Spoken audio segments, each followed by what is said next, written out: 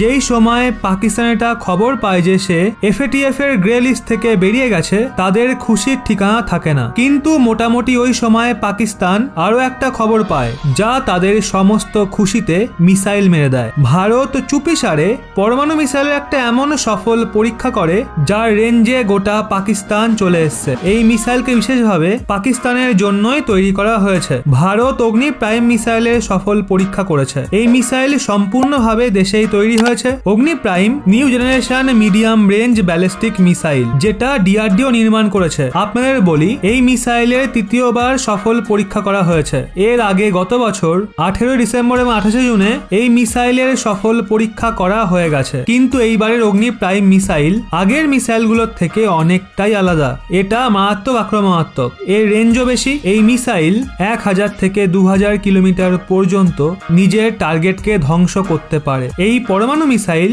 মারাত্মক নেভিগেশন এবং গাইডেন্স সিস্টেমে পরিপূর্ণ, যার জন্য এই মিসাইল শত্রুপক্ষের ঠিকানা খুঁজে বার করে টার্গেট করে ফেলে। আপনাদের জানানোর জন্য বলি, যুদ্ধের সময় মিসাইলকে নিক্ষেপ করার সিদ্ধান্ত নেয় ভারতের স্ট্র্যাটেজিক ফোর্সেস কমান্ড। ভারত অনবরত তার মিসাইল ডিফেন্স সিস্টেমকে মজবুত করতে লেগে রয়েছে। ভারত গত কিছু মাস ধরে এত মিসাইলের পরীক্ষা করেছে যার গণনা করাও কঠিন। ভারতের ব্রহ্মোস মিসাইল তো গোটা বিশ্বে শোরগোল ফেলে দিয়েছে। অনেক দেশ ভারতের থেকে ব্রহ্মোস মিসাইল কিনছে, যাদের বেশিরভাগের শত্রুতা চীনের সঙ্গে রয়েছে। সেই সঙ্গে আপনাদের বলি, ভারত সদ্যই প্রথমবার নিউক্লিয়ার সাবমেরিন INS আরিহান থেকে ব্যালিস্টিক মিসাইল নিক্ষেপ করে গোটা দুনিয়ায় চাঞ্চল্য ছড়িয়ে দিয়েছিল।